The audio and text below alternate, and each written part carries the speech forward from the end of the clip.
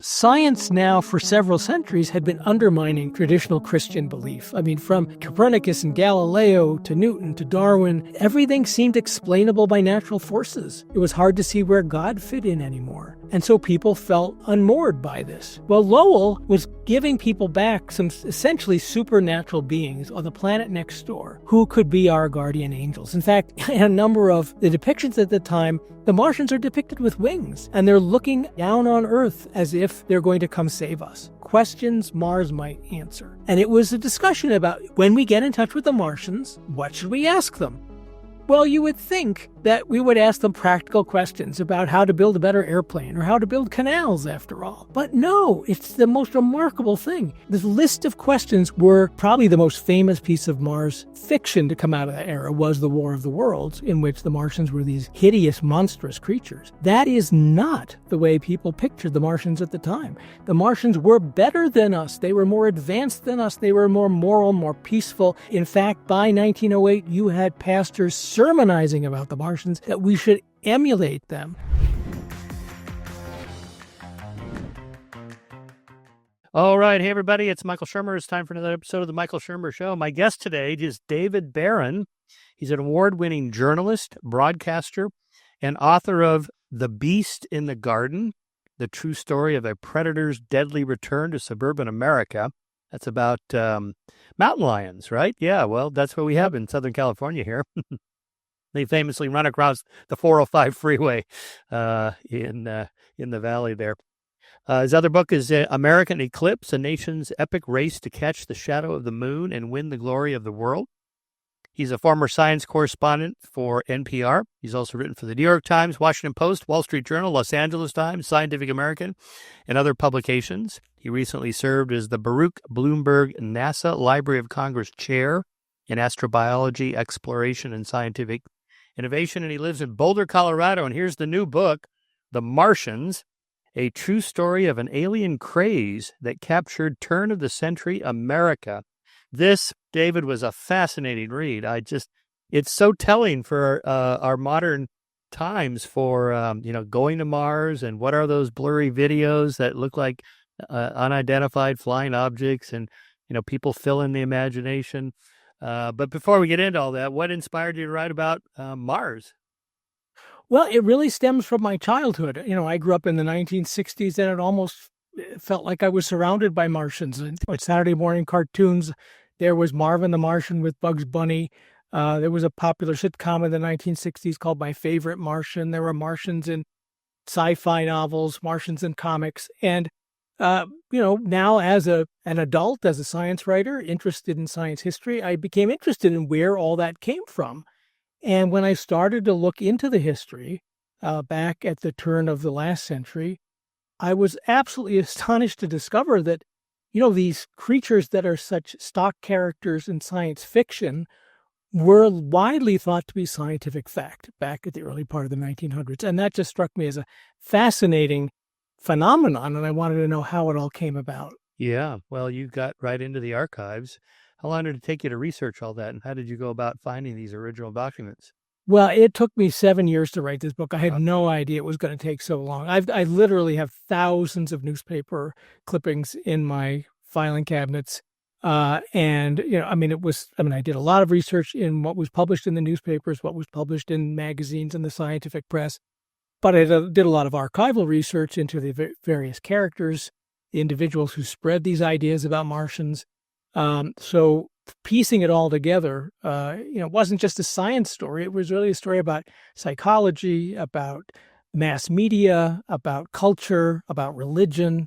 I had to learn a lot to piece it all together. Yeah, especially in the 19th century, which is far enough away that people really did think differently than we do about a lot of these things. Yeah, I mean, it's one of the reasons I like writing history, so this is now my second book of science history. It's almost like traveling to another country. I mean, even though I'm writing about the United States, these people thought differently. They spoke differently. They dressed differently. Their technology was completely different from what we have today.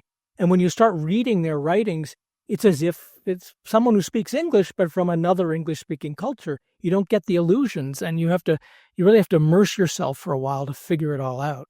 The past is a foreign country. They do things differently there. I should say that I'm a fan of physical books, yay, even though I listen to the audio version of this also. But your publisher did a nice job of the typography and layout and all the, I mean, there must be a couple of hundred illustrations in there. Yeah, there are more than 100. They're just, I mean, including depictions of the putative Martians themselves, what people thought they looked like. There was just so many wonderful images I came across in writing the book. I wanted to include them, and I think that helps to immerse the reader in the sense of the times. Well, it's also an interesting thing how people could take a little bit of factoid that may be true, and then run with it and extrapolate to what it could be. So in your, we'll get into the whole canals and all that stuff, but there's some of these images on the blurry illustrations of Mars, and it could be canals. Well, if they are canals, then what are they used for? That means there's intelligence there. And so I was just listening to my friend Avi Loeb from Harvard, head of the Harvard Astronomy Department, who's head of the Galileo Project. I'm their token skeptic for this. And, he's on about Three-Eye Atlas right at the moment. And, it's, 99.9% probability of being a comet. But it's not 100%, right? And so there's just a few, half a dozen anomalies that don't really fit the way comets work. And so he's kind of taken that and run with it. Well, I know it's probably a comet, but let's just imagine that it's an alien spaceship.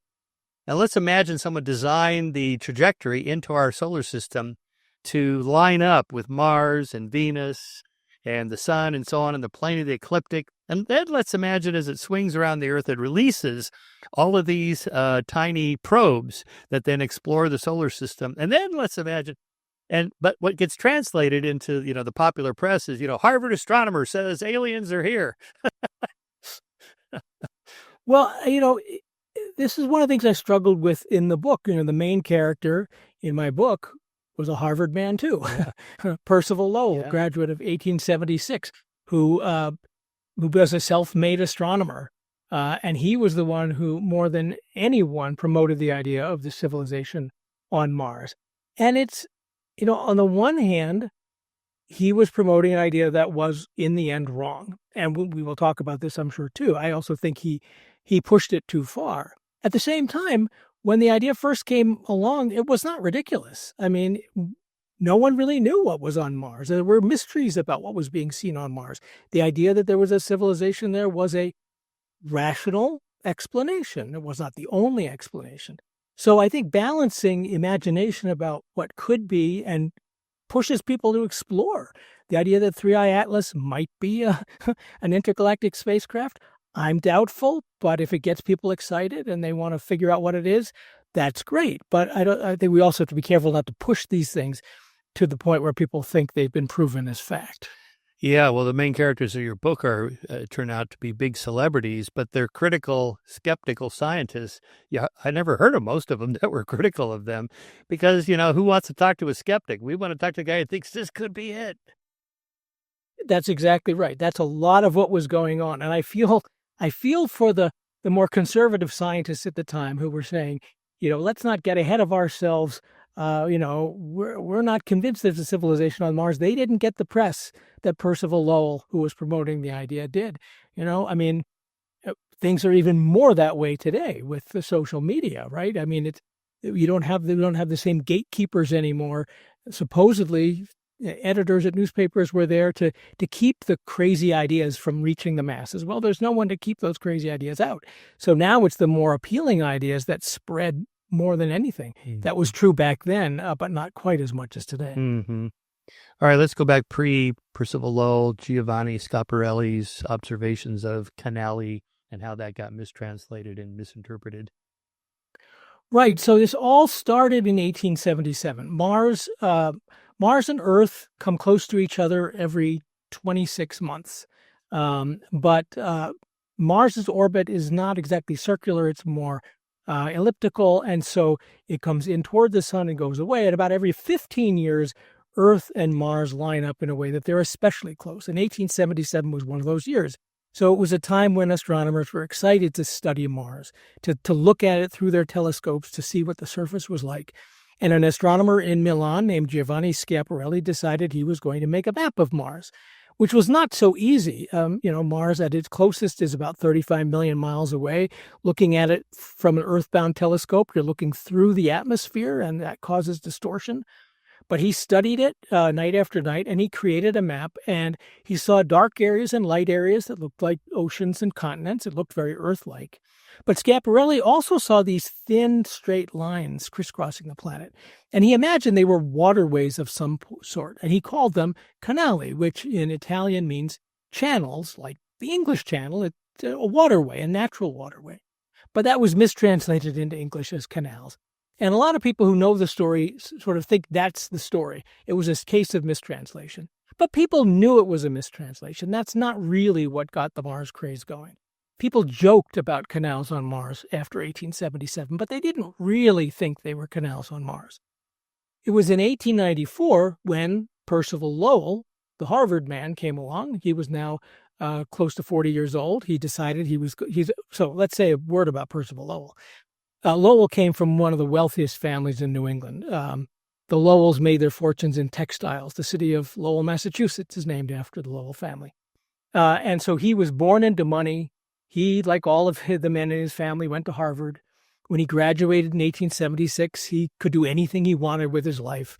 But he really didn't want to just be a businessman like the others in his family. And so he traveled for a while. He was kind of a roving anthropologist. He spent a lot of time in Asia. He wrote best-selling books about Asian culture.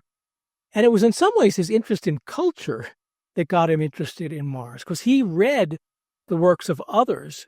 So Schiaparelli in Milan inspired a Frenchman named Camille Flammarion, who was a very popular astronomer and science fiction writer at the time. Flammarion believed that there was life on Mars. And it was when Lowell read Flammarion that he got excited about life on Mars and decided he was going to dedicate the next stage of his life to studying Mars and the supposed people of Mars if they were there. And in 1894, he established the Lowell Observatory in Flagstaff, Arizona. It's still there. He put a state-of-the-art telescope up on what he called Mars Hill, and he started studying Mars the way Schiaparelli did. Night after night, he created maps. And he, too, saw the canals. And it was Lowell who came up with the theory that, in fact, they were canals. They not for shipping, but for irrigation. That Mars, he said, was a dying planet running out of water. And the only way the Martian civilization could survive was by tapping the meltwater from the poles in the spring in each season and bringing the water down to their farms and their cities. And that was the idea that at first started as an interesting theory. But by 1906, you could open the New York Times and read in all seriousness about the canals on Mars, the civilization on Mars, attempts to communicate with the Martians. And by then, it really had taken over as kind of a craze. All the news that's fit to print, the Martians are there, according to the New York Times. Yeah, I visited that observatory. I make a habit to try to visit observatories whenever I'm traveling. I happen to be in Flagstaff, so I said, I got to go see this. Yeah, and it's still there. I get to see the telescope, the whole thing. It was great. Amazing. And if I recall, was that the first mountaintop telescope as opposed to just being down on the flatlands? Not the first, but there was the Lick Observatory in California. But that was the beginning of a time when astronomers realized if they really wanted to see what's up there, they should put their telescopes in places with clear skies and maybe even less atmosphere by being high on a mountaintop. Because until then, generally, observatories were put in Cambridge, Massachusetts, or Ann Arbor, Michigan, because that's where the colleges were. But that's not necessarily where the conditions are best for observing. Terrible scene. Yeah. We used to take tours when my office was down in Pasadena. We'd rent the Mount Wilson Observatory for a night. Because they're no longer used for scientific research, so you can rent it for a couple $1,000 for the night, and they hire a observer to run it for you because it's a massive device, and then you get to look at stuff. But it's astonishing that that was I think the first one, the 60-inch, was like 1910 maybe, and then the 100-inch that Hubble discovered, the expanding universe, and the Andromeda galaxy was not in our own galaxy. That was like 1927, I think it was. That's not that long ago. That, before that, they thought the entire universe was just our galaxy. So that's correct. Yeah, so the whole idea of this Martian civilization that, that's not that long ago. My grandfather was alive at that time. So Yeah. yeah. And I've been to the Lick Observatory too. That also is a beautiful instrument. Yeah, and there's something about those old instruments of the late 19th and early 20th century that are like works of art. Absolutely. But they were amazing instruments, but we have to remember that for people in the late 19th century, all they knew about Mars was what could be seen from an earthbound telescope. We're all spoiled now. We've seen the high-resolution images sent back by Curiosity and Perseverance and the other rovers up there. We know what Mars looks like, but if you have imagined yourself that all we know of our closest neighbor to the outside of the solar system is this tiny red dot in the sky that through a telescope wobbles and goes in and out of focus. And yeah, you can see patterns on the surface, but it takes the imagination to figure out what those patterns mean. I have a 10-inch Meade telescope. It's probably better than the Lowell Observatory telescope, actually. And even under the best lens I have looking at Mars, it's hard to see much of anything. I mean, you'd really need a massive, like the 200-inch Palomar to really see much of anything. Well, and you need really good conditions, because otherwise, again, the atmospheric distortion just blurs everything out. All right, so flesh out for us a little more on Percival Lowell and what led him to be maybe high in openness to experience, a little bit too high in championing, fringe ideas and pushing that so far. Well, so he came from this esteemed pedigree. His family, a lot was expected if you were a Lowell, and the first. Editor of the Atlantic Monthly was a Lowell. The Lowells were big in the establishment of MIT and in Harvard. Lowell's brother, so Percival Lowell's brother, Lawrence Lowell, went on to become president of Harvard. So there was a lot of pressure on Lowell to do something of importance with his life. And since he really didn't want to be a businessman, it was to do something intellectual. And so clearly it was important to him to make a big discovery. And when he started to map these canals on Mars and came out with this theory, which at the time, again, was not laughed at, but it was certainly not fully embraced, that the canals were irrigation canals, increasingly it became important to him psychologically for this to be true, because this was what was going to make his name. And so over time, he just, as any good scientist will, he wanted to collect more and more evidence. But as any biased scientist might end up, he was only looking at the evidence that was in favor of his theory and pushing away everything that went against it. So first there was the question, well, are these lines there at all? Other astronomers didn't see them. And Lowell could easily say, well, your eyesight isn't good enough. Your telescope's not good enough. Your observatory is not located in a good enough location. You don't study Mars as carefully as I do. And then there was the question, well, even if the lines are there, are they really that straight, that they're artificial? Is this the only explanation? But anyway, getting back to that first question, are the lines there?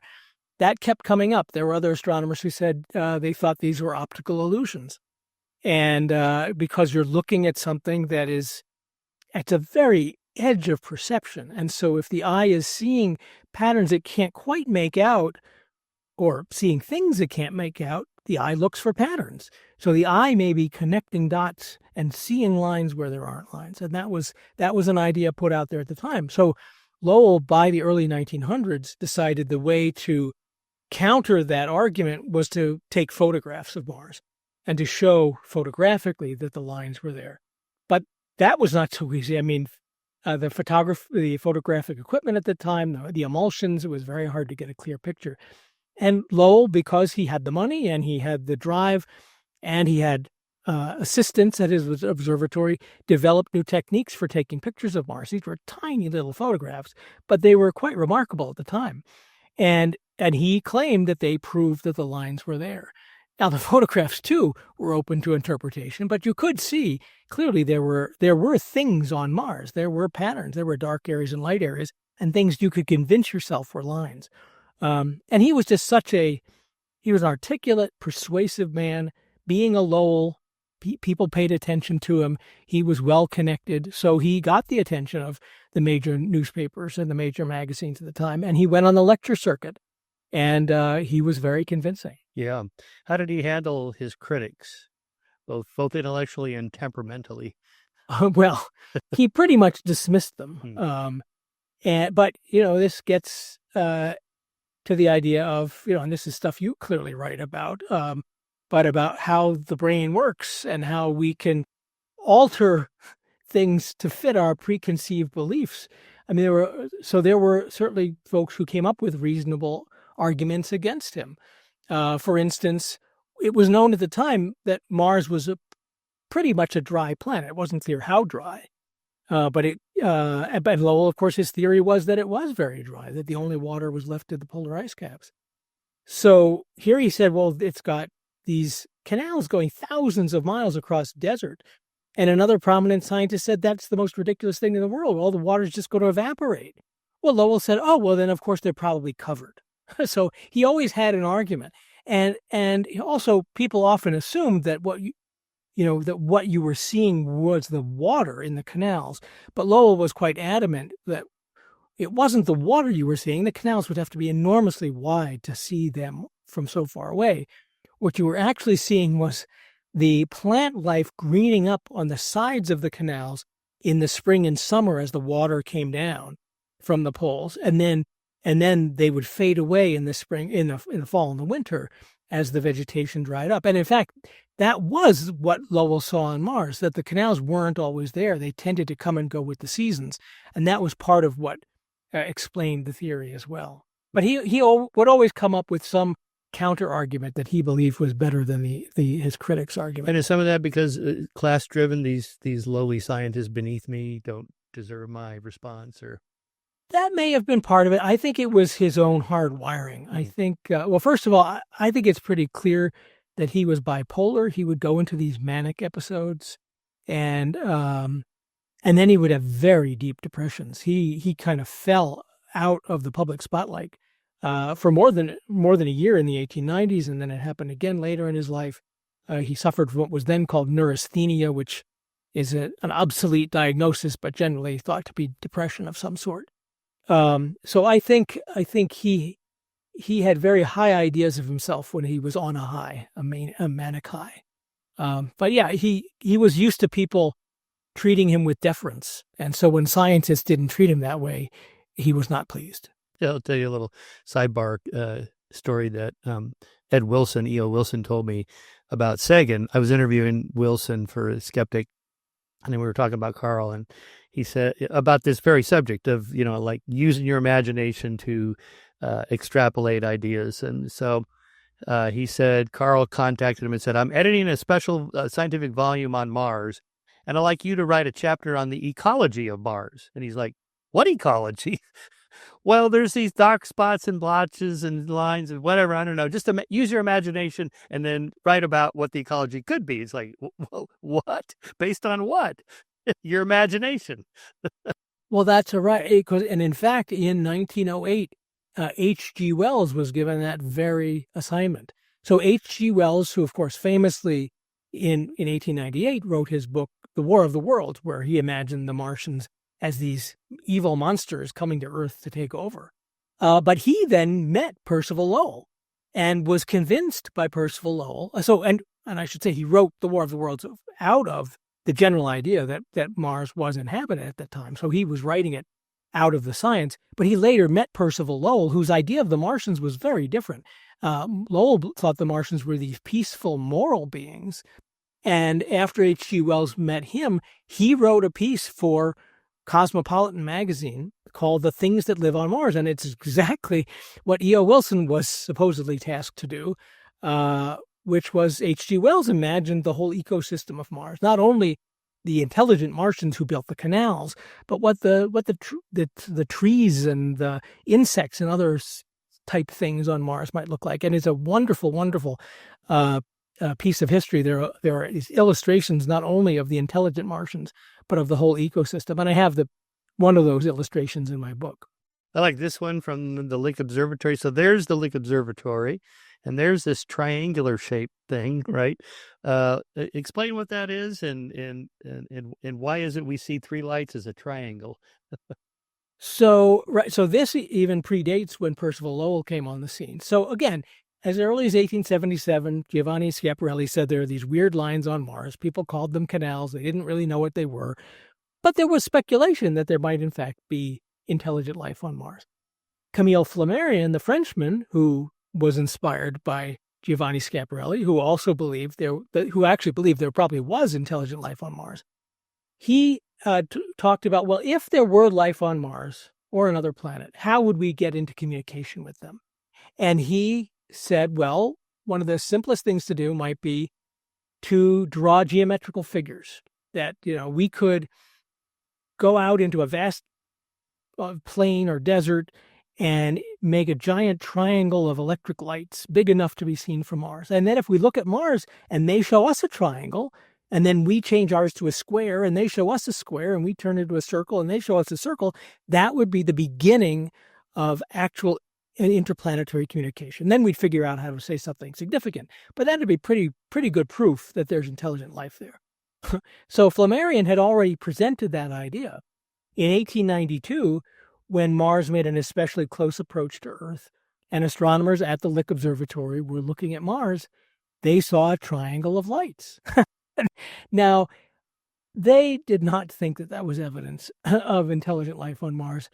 They thought it was probably sunlight reflecting off snow-capped mountains or high clouds on Mars. But when the press heard about the triangle of lights on Mars, after Camille Flammarion said this would be the very way for the Martians to get in touch with us, that it caused what was called the Mars boom of 1892. That was the first mini craze. And it was out of that Percival Lowell got then wrapped up. And it went from a mini craze to just an all-out mania by the early 1900s. Since you mentioned what the Martians might look like in these two different versions of it, maybe talk a little bit about the theory of evolution and how people imagine aliens might be. So again, this whole idea about Martians fits in with all sorts of things that were going on at the time. It wasn't just what was happening on Mars and what was being seen on Mars, but what was happening on Earth. Why were humans so interested in this idea at this time? And part of it was because it wasn't that long, hadn't been that long since Charles Darwin had changed the world with his theory of evolution by natural selection. So by the 1890s, this idea that we humans had evolved from apes was certainly out there. And there was discussion about it. There were believers and those who were against it, but it was very much discussed. Well, if, in fact, we were not all created in the Garden of Eden as we are, but we've evolved from lower forms of being, then we are on some kind of continuum that will continue into the future. So people were imagining, well, what will we become in the future? Mars, for various reasons, was thought to be an older planet than the Earth. It was thought to have formed before Earth. It was thought to have become habitable before Earth. So if indeed life began on Earth before it did here, if intelligence arrived on Mars before it did here, then perhaps the Martians are, in essence, what we will become in the future. And that was, in fact, how H.G. Wells came up with his original Martians in the War of the Worlds. So famously, his Martians were, marching around the Earth in these tripods. But the Martians weren't the tripods. The Martians were the beings inside those tripods, which were their machines. And the Martians themselves in that book were basically just a giant brain in a kind of gelatinous sack of flesh with tiny little tentacles coming out. And that is what H.G. Wells imagined humans will be in the future. And he figured, well, if since the time of apes, our heads have grown bigger, we've lost our hair, and if our brains are becoming more and more important, and less our bodies, if we're going to rely on technology, we're not going to use our muscles so much. It's all going to be brain. So in the future, we'll just be a giant brain with tentacles to control our technology, which is what the Martians were in the War of the Worlds. And although that was a particularly extreme example, the stereotypical aliens of today, right? What do they look like? They've got big bald heads, giant eyes. They tend to be tall and skinny. Sometimes they've got kind of an expansive chest. That is generally what the Martians were thought to look like. So again, the big bald head comes from the idea that they are us in the future. If we used to be, apes with small heads and covered with hair, then in the future we're going to have giant bald heads. But the other aspects came directly from the idea that these were beings on Mars. Mars is farther from the sun than the Earth is, so there's less daylight. Well, then the Martians must have really big eyes to take in all what light is there. Mars has less force of gravity than the Earth. Well, that should allow the Martians to grow especially tall. Mars has, again, it wasn't known to what extent, but it was known that Mars had some kind of a thin atmosphere, thinner than Earth's back then. Well, then the Martians probably have big, expansive lungs and big chests. So all of those ideas came out of both imagining us in the future, which is what the Martians were, and how that would be adapted to the Martian environment. Yeah, it's so interesting because it's totally logical to think like that. I mean, there are astrobiologists today who imagine what alien beings would be like on other planets. If the planet had twice the gravity as Earth, you wouldn't have giraffes. They just the structural support wouldn't work, right? Right. Or if the atmosphere was, this versus that, and air pressure and so on, all that would affect what the life is like. What you're talking about here is an interesting phenomenon that's been with us ever since Darwin, namely that evolution is progressive. It's directional. Right. It's teleological. It's moving in a particular direction, and we're the pinnacle. In that kind of time life fold out, with the little ancient apes, and then the Neanderthals, and then somewhere in there you have chimps and gorillas, and then us, right? As if they're all like on this lineage, a ladder of progress. Right, and this idea of evolution, it infiltrated all aspects of society, and it was thought that civilizations were evolved, right? I mean, they evolved from primitive to barbaric to civilized. That was the idea at the time, and it fit in with all sorts of racist ideas at the time as well. But so the Martians were kind of the next step beyond us, and so in that way, even though probably the most famous piece of Mars fiction to come out of that era was the War of the Worlds, in which the Martians were these hideous, monstrous creatures. That is not the way people pictured the Martians at the time. The Martians were better than us. They were more advanced than us. They were more moral, more peaceful. In fact, by 1908, you had pastors sermonizing about the Martians that we should emulate them. And that, too, is one of the reasons why people got so caught up in this, because who wouldn't want to believe in this better world next door? It was really kind of inspirational. Yeah, right. Will the aliens be warlike or peaceful? Like, that's still Stephen Hawking issued some statement, we should not be sending signals out, because if the aliens find out we're here, they're coming, and it's not going to be good. Whereas a lot of the SETI scientists think that's completely bonkers. In fact, they'll be way more sophisticated, technologically, morally better than us. Yeah. Well, and today, you do have certainly the people who want to get in touch with alien civilizations. Part of it is because we imagine they're probably so much more advanced than we are. Imagine what they could teach us. That is exactly the view that people had of the Martians back at the turn of the last century. There were serious discussion about how we would get in touch with the Martians and what we could learn from them, that they would just jumpstart our future. We would be able to advance to the next phase of whatever comes beyond civilization without having to go through all the hard steps. You write about all the kind of cultural backdrop to all of this, radio, discovery of X-rays, electric light, powered flight. I mean, for the people at the time, this must have been like, we are living in the most special time in history. It's never been like this. And they really were. I mean, yeah. The modern bicycle came along right in about 1894 or thereabouts. Then you have the automobile, and then you've got the airplane. I mean, in 2 decades, you go from the bicycle to motorized flight. Skyscrapers were rising up.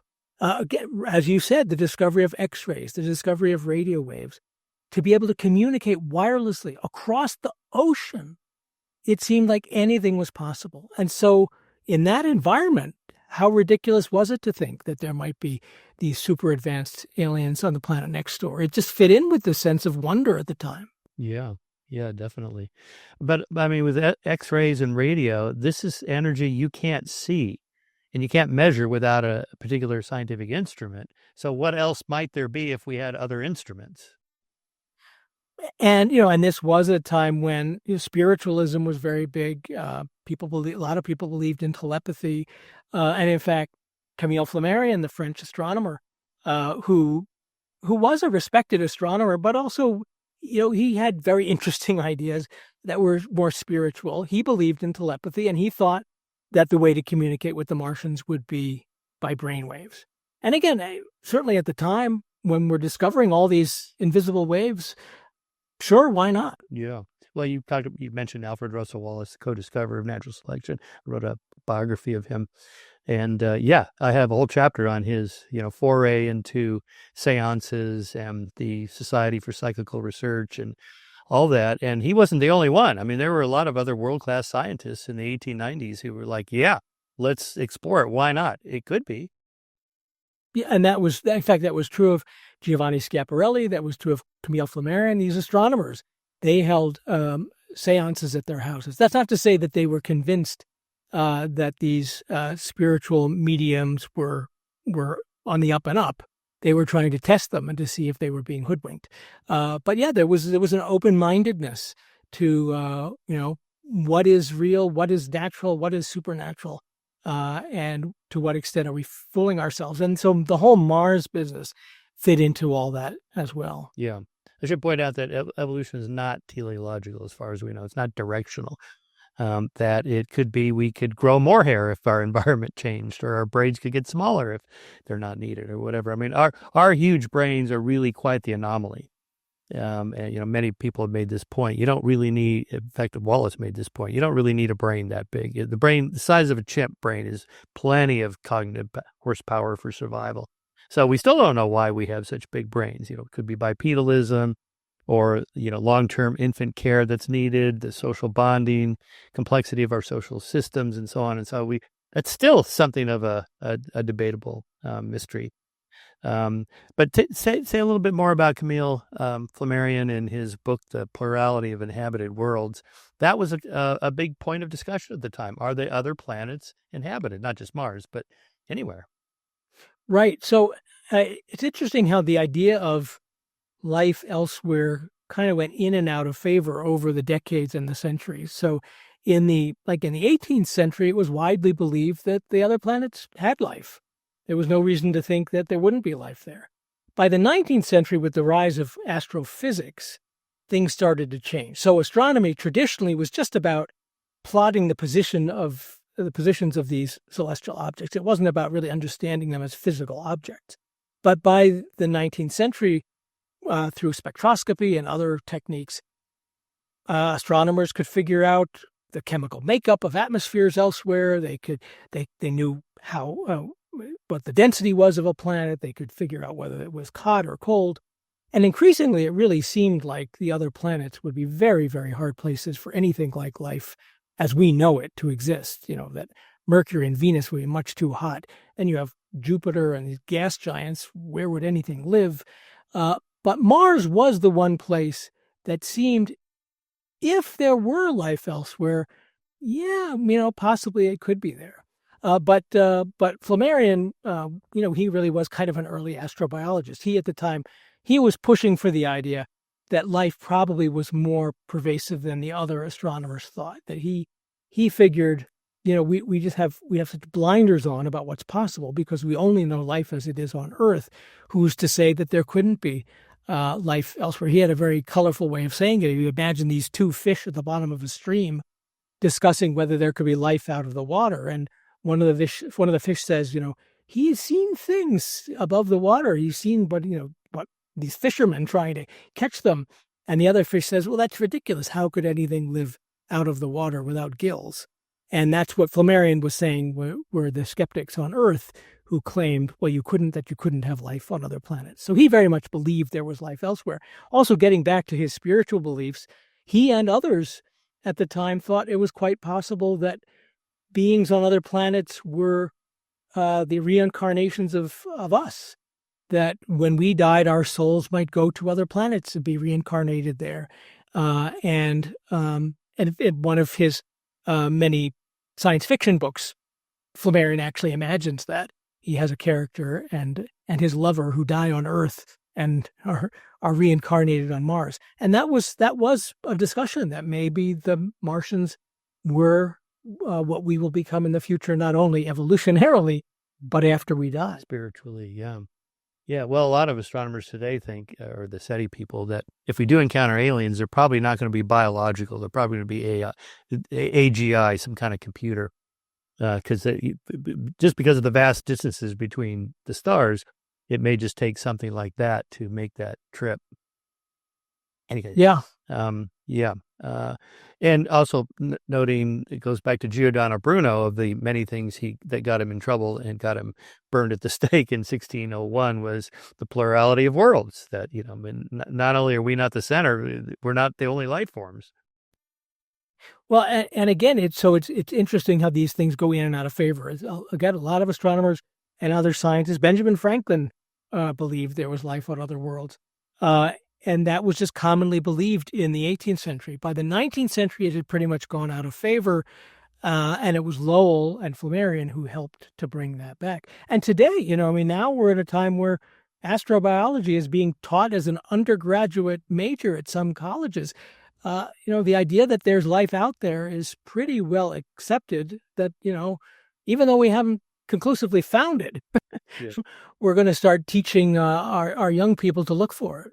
Well, there's arguments that it's going to be difficult to form on most planets, but the number of planets that are out there is so huge that it's just, it's virtually 100% probability that there has to be life somewhere else, in the vast trillions and trillions of other solar systems that we know exist now. So no matter how rare it may be, the denominator is so huge. No, the numerator, so huge, we're going to get that high probability. To me, the Fermi paradox, where is everybody? It's just so vast. The distances are just literally astronomical. I mean, back to, Hubble's discovery of the Andromeda galaxy, not in our own, and being 2.5 million light years away. I mean, that's just barely a century old that we found that out. Not even a century old yet. And I just see stuff from the James Webb telescope that the universe is radically different than we thought. There's these galaxies that formed at like 300 million years after the Big Bang, that it's not possible for them to have formed like that based on what we know about galaxy formation. It's like, oh my God, what if I come back 100 years from now? It's like, oh my God, we were completely wrong about our 21st century cosmology. Well, and I like to think that my book, it can offer some sense of humility to us today, that people were so sure about life on Mars back then. And now we look back and it all seems so silly.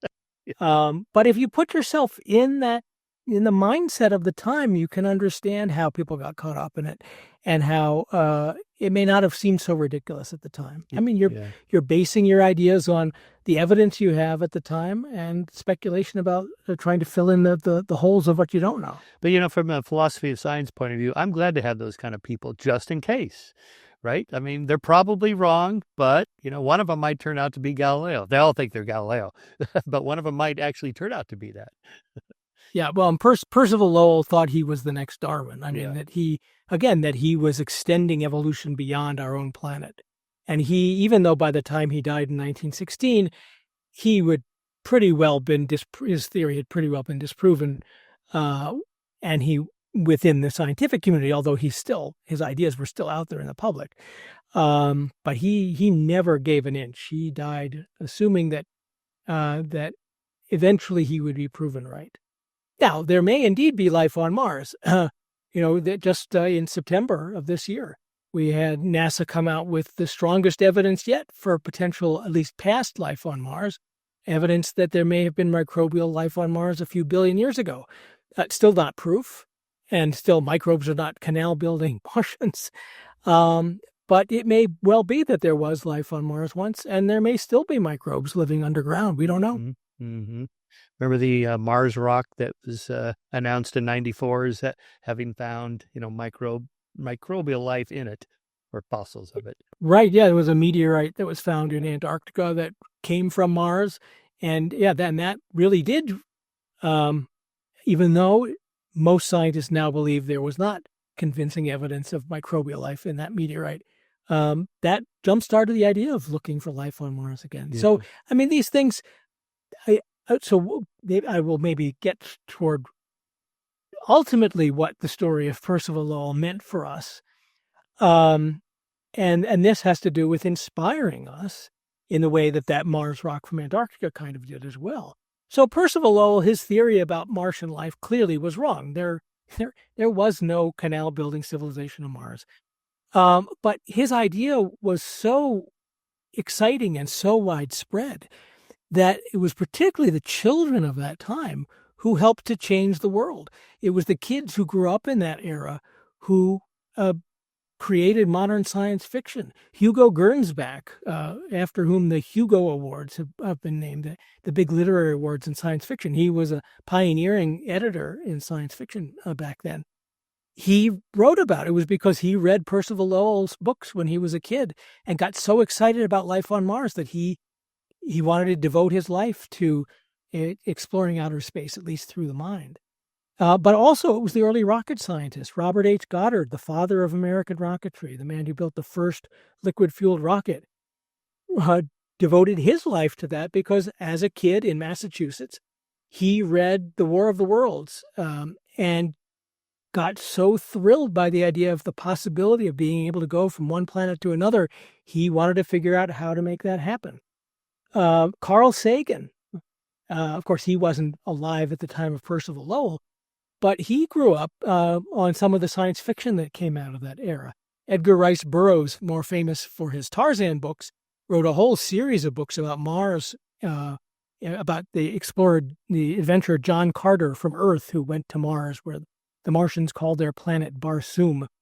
And Carl Sagan, as a kid, he ate up these novels, and he wanted to go to Barsoom. And that's what turned him into a planetary scientist. And he got there, not by himself, but he got to send the Viking lander there. And he got to see some of the first pictures to come back from Mars. So it was even though Percival Lowell was wrong,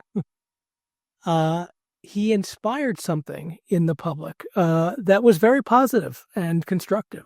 Yeah, that's so important. And I also acknowledge the role of science fiction in the imagination of scientists. I mean, that's a huge part of finding new things, is being able to think out of the box. And science fiction writers seem to be particularly adept at this, imagining what something might be like centuries from now and extrapolate out what we know to what could be. Maybe they're mostly wrong, but, Yeah, but that's what makes us want to explore. And we haven't yet mentioned Elon Musk. Yeah, well, that was going to be my next question about the great Nikola Tesla, a probably even more interesting character than Percival Lowell, or weird, or something, another odd duck. Yeah, well, we could talk about Elon Musk later, but yeah, Nikola Tesla, who was a genius. I mean, Tesla was largely responsible for our modern system of electrical power generation and distribution. He famously was caught up in the war of the currents with Thomas Edison, and it was Tesla and his alternating current that won the war against Edison and direct current. So in the 1890s, Tesla was a respected, famous, celebrated scientist who had been working on the distribution of electricity and electrical signals by wires. And he then got interested in wireless, what today we would call radio, but was then the idea generally was to be able to sense Morse code signals through the air.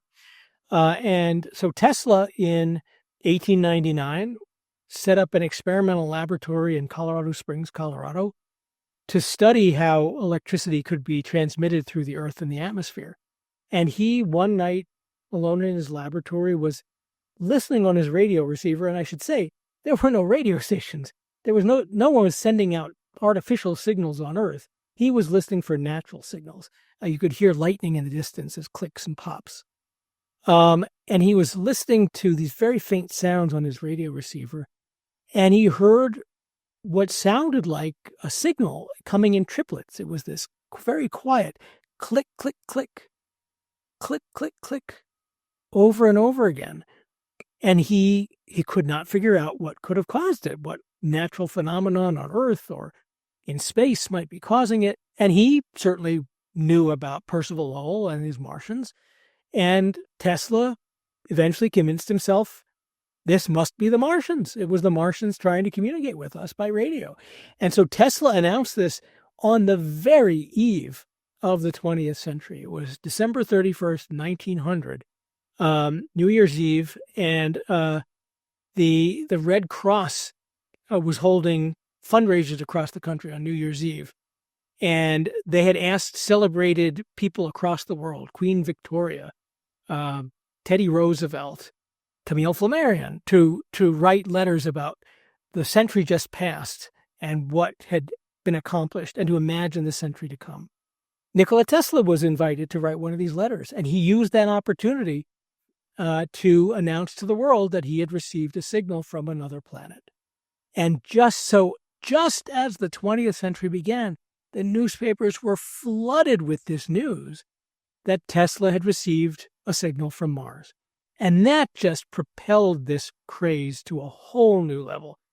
By 1901, you had, the Martians were showing up in advertising and in the comics, and there was on the Broadway stage and in vaudeville skits. There was songs being written about the Martians. They just really invaded our culture in a whole new way.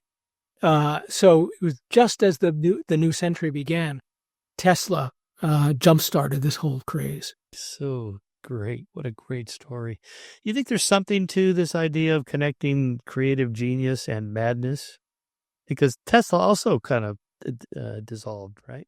He did. I mean, and it's very sad. I mean, he died broke and lonely, and famously his best friends were the pigeons in New York's Bryant Park, who he went to feed. And there's this whole crazy story that's true about he thought he was in love with a pigeon. Those were the later days of Nikola Tesla. But he was on that cusp between brilliant and a little crazy. And he was at the time called a visionary. And that was not a compliment. At that time, visionary meant a man who sees imagined things. And some people said that about Percival Lowell. And today we think of visionary, of course, as a very positive thing. But even today, I think it's got connotations of, are you seeing things that are real? Or are you just completely making things up? So Tesla was a bit on that cusp. Percival Lowell, too. I mean, again, there's no question he was a very smart, articulate, persuasive man. But he convinced himself of things that weren't true because he so needed them to be true. Mm-hmm. And that was true of the public as a whole. I mean, I get into this in the book as well. Why did the public so want to believe in the Martians? Well, we remember that time as the Gilded Age, which makes it all sound so wonderful. Well, it was the Gilded Age for the very elite few. Most people were living in poverty or really struggling. It was a time of unrest. There was anarchism was big in Europe. There were terrorist attacks in Paris. There were assassinations of heads of state. William McKinley was assassinated in the United States by an anarchist in 1901. There was a feeling that society was falling apart. And so to look at Mars and to see a place that supposedly was this utopia, why was it a utopia? Well, if the Martian civilization, if the only way it could survive was by tapping the meltwater at the poles and bringing it to the rest of the planet through this global irrigation network, Well, clearly the entire planet was working together efficiently as one. You didn't have warring nations. You didn't have different factions. Everyone was in this together, pulling as one to keep the planet going. And that was a very inspiring idea. And people wanted to believe in the Martians for that reason. And also, I should say, and we talked about Darwin, but this science now for several centuries had been undermining traditional Christian belief. I mean, from Copernicus and Galileo to Newton to Darwin, everything seemed explainable by natural forces. It was hard to see where God fit in anymore. And so people felt unmoored by this. Well, Lowell was giving people back some essentially supernatural beings on the planet next door who could be our guardian angels. In fact, in a number of the depictions at the time, the Martians are depicted with wings, and they're looking down on Earth as if they're going to come save us. By 1909, by that time when the idea of the Martians was taken so seriously that Alexander Graham Bell was writing, "There's no question that there's intelligent life on Mars." The Wall Street Journal at the end of 1907 said the biggest news of the year was proof of life, intelligent life on Mars. It was really had become an accepted idea. There was now discussion about how to communicate with the Martians. Would we do it by radio waves? Would we do it by maybe trying to flash Morse code to them with these giant farms of mirrors to flash sunlight? There was this wonderful sidebar article that was published in a lot of newspapers across the country called Questions Mars Might Answer. And it was a discussion about when we get in touch with the Martians, what should we ask them? Well, you would think that we would ask them practical questions about how to build a better airplane or how to build canals, after all. But no, it's the most remarkable thing. This list of questions were these philosophical, theological questions. What is the meaning of life? Where does the soul go when you die? How can we prevent human suffering? These were the questions for the Martians. So, of course, people wanted to believe in the Martians. They were our potential saviors. They were, in the absence of a traditional God, potentially, they were the ones who were going to look out over us and make a better world. Yeah, I call that aliens for atheists and sky gods for skeptics. I think the thesis is correct. I think much of what drives the whole SETI search for extraterrestrials, UFOs, UAPs, all that stuff, it's a kind of religious impulse to search for some beings that are greater than us. And it's not irrational because, in fact, if we did encounter extraterrestrials, they're not going to be just like 5 years ahead of us, where we back engineered silicon chips from our vacuum tubes in the 1950s.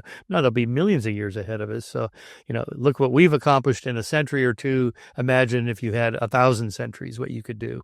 And therefore, they'd be essentially omniscient and omnipotent to us. And that is what a God is, right? So, yeah. And then from there, you just go to the moral and ethical aspects. How do you solve world conflict and stuff like that? Well, that was the theme, again, another one of these themes of science fiction, The Day the Earth Stood Still, the original 1951 version, which I really loved more than the remake with Keanu Reeves as Klaatu. But for that one, the remake was global warming. The original was nuclear weapons. It's always what are we collectively going to do to solve this particular problem? So your Martian story is just perfect for that. Well, and getting back to Elon Musk, I mean, what he wants to do, of course, is to create a better world on Mars. He wants to create this techno-utopia, and that somehow we're going to start over there and leave the world's problems behind and do it better. And it's a wonder. I mean, I find it a very appealing idea. I don't think it's going to happen anywhere anytime soon. I do think if we're going to survive in the long term, and by that I mean billions of years, we're going to have to get off the Earth at some point. But 100 years ago, people projected onto Mars these visions of a better world that they found comforting, and I think we're doing the same thing now. Whenever we get to Mars, we're going to bring all sorts of our own problems there. Mars is going to be a terrible place to live. It's going to be a very long time before we could really have people living there long term. And this whole idea of terraforming Mars, turning Mars into another Earth, not crazy, but not going to happen in hundreds, thousands, tens of thousands of years. Mm-hmm. Yeah. By the way, There Stood Still was something of a Christ allegory where Klaatu's earthly name was Mr. Carpenter, and he tries to meet with the authorities, and they refuse him. And then, so he meets with the scientists, but then the government finds out what he's up to, so they track him down and kill him. And then he's put in this morgue, and then Gort, the robot, has to go get him in the most famous scene in science fiction where the Patricia Neal character has to go see Gort in the field there. And, his little visor comes up and, you think he's going to zap her with the laser. And then she says, Gort, Klaatu Barada Nikto, which is, go get Klaatu. He's in trouble. So the Gort, the robot, goes and gets him out of burns a hole in the morgue and takes him out and carries him back to the spaceship and puts him on this platform and then does some stuff with the lights. And then he wakes up. He comes back to life. He's dead. And he comes back to life. And the Patricia Neal character is standing there going, oh, my God. And then, so you love the story. In the original script, she says, oh, is this the power that, aliens have to create life? They can bring dead things back to life. In the original script, he goes, yeah. But the Breen Censorship Board in 1950 said, you can't say that. This will be offensive to religious people. So now it says, Klaatu goes, no, that's reserved to the Great Spirit in the sky. Nobody has that kind of control except for the Great Spirit in the sky. Anyway, I thought that was kind of funny. And then he ascends. He gets back in the spaceship and he ascends to heaven after delivering his speech about redemption. Well, I mean, for me, astronomy fills a hole that for other people it's religion. I mean, I'll admit that. I mean, I don't hold traditional religious beliefs. But clearly we are at the mercy of forces so much bigger than we can possibly imagine. We are so puny in the scheme of things. And yet we are part of something immense and glorious is true. And I think that's what astronomy reveals. And I would love it if we found life out there, intelligent life. Whether it'll happen in my lifetime, I'm doubtful. But that does give me some kind of sense of comfort to think that we on this puny little planet with our meaningless little lives might be part of some grand scheme. There could be life all over the place out there. It may well be that life, this whole panspermia hypothesis, that life gets seeded from planet to planet, maybe from star system to star system is true. Maybe we are connected in some way. We know that the building blocks of life can be found in comets. So I don't know if it's true or not, but there's something in my brain that makes that very comforting. Oh, yeah, absolutely. I've always supported the SETI program. I think it's great. And I'm inspired by the new search for technosignatures, not just biosignatures and atmospheres of gases that could only be created by living organisms, but also technosignatures like giant solar panels, the Dyson sphere that completely surrounds a star to capture all its solar radiation and things like that. But back to the imagination where people go with this. I don't know, about a decade or so ago, there was this discovery around a planet of, what was it? No, Tabitha, astronomer named Tabitha, and this became Tabby Star. There were anomalies in the light signature coming back in which, they look for a planet passing in front of a star between us and the star. And so the light dims a tiny bit. It's amazing how the instruments are that sensitive to detect that. But this was more than you would expect from a planet or like a bunch of comets or meteors. So for a while, there was speculation that maybe these are like giant solar panels or something like that, and that maybe there's aliens there. This was a star that's 1,400 light years away. Anyway, I happened to be on a LA Talk radio show that day to talk about something else. So they said, hey, we want to ask you about, Tabby Star and the aliens. And then this was, and so it was a couple.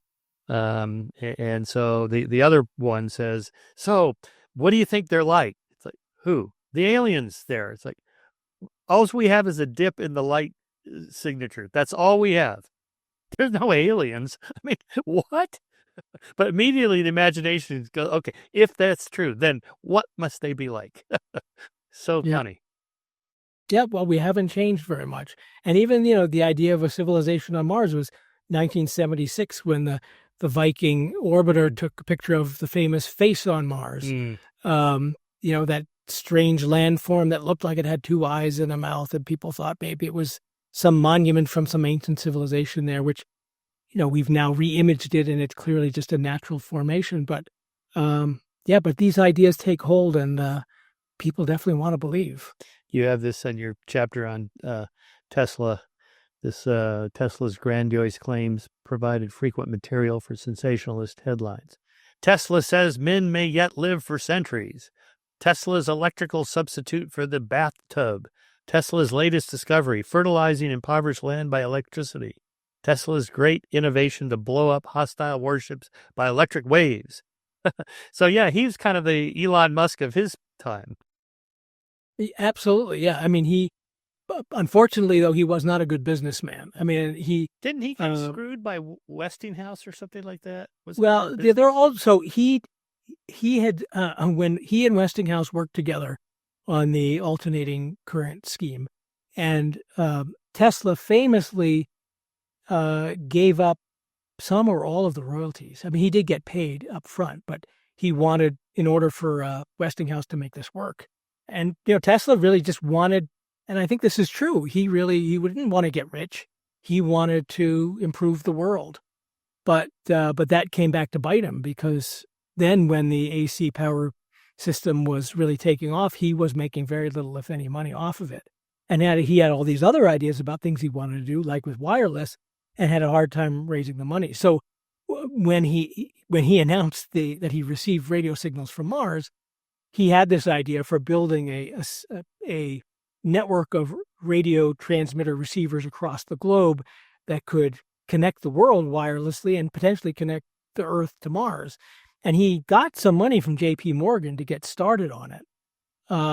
But Morgan then lost faith in Tesla. Tesla was a dreamer. He was a visionary. He was not a good businessman. And Marconi by then, and Marconi was taking ideas from Tesla. But Marconi was a much better businessman, and Tesla fell behind. Yeah, it's really a shame. You wish people had the full personality and temperament to be able to manage all aspects of life instead of just being a creative genius in one small area.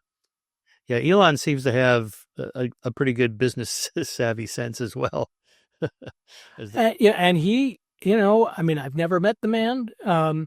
He seems serious that his life's goal is to make humanity interplanetary. And, and the only, he's got the Starlink satellites up there so he can get rich, so he can get us to Mars. That's why he's making himself rich. Yeah. Yeah, well, I hope he does it. I mean, it would be fun if in our lifetime we, saw people living there. There are people who say they would go on a one-way trip. I know. I mean, and there are plenty of young people today who are determined to be astronauts to go to Mars. I think eventually what's going to get us there, if anything, will be the Chinese, because if there's, the risk is they're going to get there before the Americans. That may prompt America to really get going. Obviously, it's been our goal now for several decades to get to Mars, but it always seemed to be pushed off and off and off into the future. Mm-hmm. There's a guy, Charles Cockell, who I had on the podcast, who edited a volume called Extraterrestrial Liberty, I think it was called. Anyway, I contributed a chapter on this. So what kind of civilization or political economic system should we set up? Not just on Mars, anywhere. But the problem is you're taking with you, as you said, human nature. It comes packaged with the species, right? That we have all these, inner demons and better angels and constantly in conflict between cooperation and competition and all that stuff. And, maybe Elon's social engineers will figure out a new system better than democracy and, free market capitalism or whatever, some version of that. maybe there's something we haven't even thought of. But, you have the problem of, well, who controls the production of oxygen? That would be a big one, because you can't just live on Mars. You have to be in some kind of a subterranean structure to protect from cosmic rays and so on. And then, there's no air really, so you have to produce your own oxygen and water and so on. So it's really nothing like the Europeans coming to the New World. And, there's already air here. There's already water and, food on the hoof. The space exploration is not going to be anything like that. So it's a big, big challenge. Oh, yeah. No, I mean, Mars will want to kill you in 100 different ways, from the toxic soil to the dust storms that envelop the whole planet to, as you said, the radiation from space, the lack of oxygen, the lack of atmospheric pressure. Yeah, it's going to be quite a feat to actually go there and stay there. Yeah, and I had a podcast, I forget who it was now. It was talking about the things that happen when you're in space. Oh, it was Alan Stern, the head of the Pluto exploratory spaceship. But he's done a lot of research in this area, and it's just a matter of days and weeks before your bone density starts to decline, and your eyeballs change shape, and just a bunch of physiological things you have really no idea is happening, and how difficult it is. Let alone like a year or 2 years or 10 years. Yeah, I mean, so it's going to take a good 6 to 8 months to get there, and the body will start to degrade. And when you get to Mars, it only has about a third of the Earth's gravity. So what's that going to do to the human body as well? Again, I'm all for exploration. I think it's great, but we can't kid ourselves that it's going to be easy. Yeah, yeah. So, well, Elon and his engineers, they'll figure that out. Yeah, okay. So let me see what else I wanted to ask you about this. There was something else about no, not about Tesla. Yeah, it's just such a sad story that he ended up like that. That may just be madness that's in there that has nothing to do with it being a creative genius. I don't know. Okay, so let's see. Sorry, I wanted to ask you about just your thoughts on well, we talked about the kind of motivation behind this fascination with that. What is your answer to the Fermi paradox? Where is everybody? I don't have a good answer, because I do believe they're out there. Mm-hmm. So I think probably just the vastness of space. Maybe, radio waves are not that useful for very long. And in 200 years, we'll have a much better way to communicate, and that's what the alien civilizations are using. I do worry. There is, of course, this idea that civilizations self-destruct before too long. I'm not convinced that that's wrong. I'm sorry to say. I hope that's wrong, but we don't. They're one of those factors in the equation is the length of time that a civilization exists. Yes, that may be the factor. It may be that it's a very small time. I actually calculated that for one of my Scientific American columns. I had it at 410 years is the length of L. That was based on the average length of civilizations over the last 8,000 years. To which the SETI people responded, we're not talking about a civilization, but 10,000 years for civilization. That's the number, 10,000 years. But my response to that is, yeah, but you need an actual political system to fund a space exploration program or a SETI program, something like that. But you would think that at some point some civilization would figure it out and would start to spread out to other star systems. And then if that happened 5 billion years ago, they'd be here. Wouldn't they be everywhere by now? Yeah, that's the argument. Yep. Well, maybe they just missed us, or maybe they were here 1 million years ago. Right, or maybe we're a zoo and they're intentionally leaving. Oh, right. What do they call it? The dark forest hypothesis, right? There's a bunch of those different answers, but one of which was, if it was Adam Frank who did these calculations. That even if you had the pyramids, you built the pyramids, they will not be there in a million years. They'll just be eroded away and completely gone. and that very few structures could last that long. So if the aliens could have been here, there could have been an ancient civilization 1 million years ago, and there'd be really nothing left of it. So he in saying, so if they had actually come here, we wouldn't know it. Yeah. Well, I guess that's true. Yeah. And you know, I've never seen something in the sky that I believed was an alien spacecraft. Other people have. I can't say they're wrong. I'm skeptical, but I can't say they're wrong. I give book talks. I gave one the other night. Someone came with pictures of flying saucers. They would say that they have been here. They would say that they are already here, and they're just hiding out. I don't know. Yeah, I saw a good one, I don't know, about 5 years ago or so, when I pulled up to my mailbox. I live at the top of a hill here over Santa Barbara, and it's super dark up there. And as I got out, there was a string of lights going right over me. And I of course, I knew, because I'm near Vandenberg Air Force Base, that they launched the SpaceX or the satellites. And I guess they just drop them out, and then they just slowly pull apart. By the time they come around a second time, they're not in a string of lights anymore.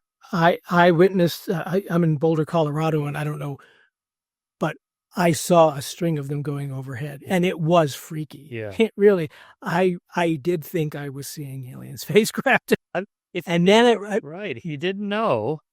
Right. So that's why I was thinking about, these 1950s and 60s sightings, maybe it was the U-2 spy plane or the development of the SR-71 Blackbird or, something like that. And the stuff we're seeing now, maybe in 20 years, we'll find out, oh, that was a DARPA project, or the Chinese have this missile that supposedly goes, like 30 times faster than our fastest jet, something like that. Okay, well, maybe that's what they're seeing. Yeah, I don't know.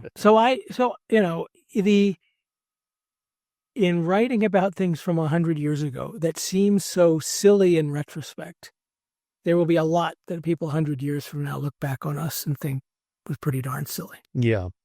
Okay, I remembered some of the other things I'm going to ask you. So wasn't there a study or a paper done a few years ago that the eyeball, what was it, the blood vessels in the eye of Percival Lowell is what was being reflected in the eyepiece or something like that, and thus those were the lines?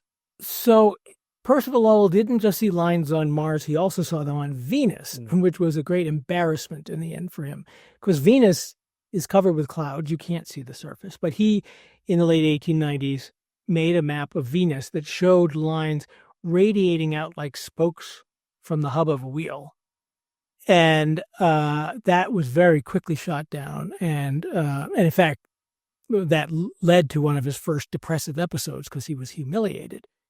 It has been proposed that, in fact, what Lowell saw on that occasion was the network of blood vessels in his retina. I mean, if you go to an optometrist and they shine a light from an angle, you can actually see the network of fine blood vessels. And that does look like spokes coming out from the hub of a wheel. So that, I think, is a reasonable explanation. But the lines on Mars are different. I mean, just the way that their geometry doesn't quite fit with that. I mean, in the end, I spoke earlier about how even at the time there were astronomers who said they thought these were optical illusions. In the end, that's what they were. It was, Mars had by that point come into clear enough view because the technology was good enough that we could see the surface, but it wasn't good enough to see the surface in fine detail. So the eye and the brain were filling in those missing details by looking for patterns. And so part of it was the workings of the eye, part of it was the workings of the brain. Once you see something, it's hard to unsee it. And when someone saw Lowell's map of Mars, they were prone to see those lines on Mars. Certainly anyone working for Lowell was apt to see the lines on Mars that he was seeing. So it was a whole network. And then, of course, you had the perception of the public believing what it wanted to believe that helped propel the idea to a whole new level. Mm-hmm. So it was a lot of our human foibles built one upon another. Yeah. By the way, parenthetically, when I use my Meade 10-inch telescope now, there are so many Starlink satellites now that even under high power, I'm looking at Saturn or whatever, they just go right across the screen. They're just everywhere. And sure enough, when I started noticing this maybe a year ago, I see posts on X like, how do you explain this rapidly moving satellite around Saturn? That has to be an artificial like spaceship that's at Saturn. It's like, it's not at Saturn. It's in Earth's orbit. It's just crossing the plane. There's so many of them now, right? Isn't there, I think, several thousand of these Starlink? Oh, it's impossible to miss them. So we call this whole area this low information zone. This came out of UFOs and UAPs or, Bigfoot, whatever. These sightings, it's always like a grainy video or a blurry photograph. You can't quite make out. So low information. And that's where the brain starts to fill in, or the imagination, or, the patternicity of thinking, you're finding connections there. If you use your imagination, you can sort of see a head and two arms and two legs in the shadow of that bush that I took that picture at 3 a.m. when I was out camping, right? So many of the UAP videos are also like that. It's so frustrating to me because, with a billion high resolution cameras, cell phones, people walking around, these are still the best we have, right? And so my favorite example of that, I wrote a chapter in my book, The Believing Brain, on Galileo's important observations that turned out to be correct until he got to Saturn. So there's 2 problems with Saturn. It's twice as far away as Jupiter, and his telescopes were really crude. So the information coming from Saturn is not very good. It can't quite clear. But not only that, so that's the data, poor data. There was no theory of planetary rings. So he didn't know what he was seeing. He thought he was seeing 3 objects. So I'll just read portions of this, that he says, I have observed that the farthest planet, Saturn was the farthest planet at the time, the farthest planet is threefold. He told that to Johannes Kepler. And he says, this is to say that to my very great amazement, Saturn was seen to me to be not a single star, but 3 together, which almost touch each other. Anyway, and then I pick up from Steve Gould wrote an essay about this where he says, he takes him to task. He does not advocate a solution by saying, I conjecture, or I hypothesize, or I infer, or it seems to me that the best observation or interpretation would be. Instead, he boldly writes, I have observed it. I saw it with my own eyes. To which Gould says, no other word could capture with such terseness and accuracy the major change in concept and procedure, not to mention ethical valuation that marked the transition to what we call modern science. So for modern science, you're supposed to have observations, right? But what if you can't quite make it out? So you have to make a decision and go, I'm going with that. So I actually replicate part of Galileo's writings there up here at the top, where he actually draws in pictures of what he saw, and he puts it right in the sentence, which is also a unique thing to do in a scientific paper at that time. So here's what, and then it wasn't figured out until Christian Huygens in 1659, his System Saturnum, which I'll show here, of all the different theories about what Saturn was. By 17, so you're talking about Galileo 1609 to 1659, 50 years, there was, a dozen different theories about Saturn, and it really wasn't until Huygens figured it out what was going on here. So I'll just read you Gould's generalization from this because it's so interesting. The idea that observation can be pure and unsullied, and therefore beyond dispute, and that great scientists are, by implication, people who can free their minds from the constraints of surrounding culture and reach conclusions strictly by untrammeled experiment and observation, joined with clear and universal logical reasoning, has often harmed science by turning the empiricist method into a shibboleth. The irony of this situation fills me with a mixture of pain for a derailed, if impossible, ideal, and amusement for human foibles, as a method devised to undermine proof by authority becomes in its turn a species of dogma itself. These are Steve Gould's long, paragraph-long sentences, but he's such a great writer. Thus, if only to honor the truism that liberty requires eternal vigilance, we must also act as watchdogs to debunk the authoritarian form of the empiricist myth and to reassert the quintessentially human theme that scientists can work only within their social and psychological context. Such an assertion does not debase the institution of science, but rather enriches our view of the greatest dialectic in human history, the transformation of society by scientific progress, which can only arise within a matrix set, constrained and facilitated by society. Well, that's what your book does. I mean, it does that perfectly. Yeah, he put it very well. And, you know, you talk about the grainy pictures of UFOs today. You know, part of what made the canals continue to live is that the photographs were so terrible that, you know, the best that Lowell could do were these 1/4-inch grainy photographs. And when he said, look, see that line there, you could, you know, because he was saying, I've seen it with my own eye, and there's where the lines are. You could convince yourself that he was right. But someone else could have convinced you of something entirely different. So there was all this ambiguity there. And again, as Stephen Jay Gould said, it was, you know, Lowell was saying, this is what I observed. And I guess that's what Galileo said too. It's not, this is what I infer. This is what I observe. Yeah. Yeah. So again, imagine a century from now, somebody like you writes a book about, you know, what we thought was true in 2025. And it's like, oh, wow, they were so wrong about it. But if I knew what that was, I wouldn't believe it. Right. Yeah, right. But I don't know. That's so crazy. All right, David, that's a great place to end. Here it is again, The Martians. It's the true story of an alien craze that captured the turn of the century America. By the way, I love that cover because it has in the background a bunch of the documents. The actual headline. Yeah, so good. You have some posters behind you from, looks like you got some originals and had them mounted. That's really cool. Transporting yourself to the past. That's nice. Well, Michael, this was a great conversation. It was an honor to be on your show. Oh, well, thank you.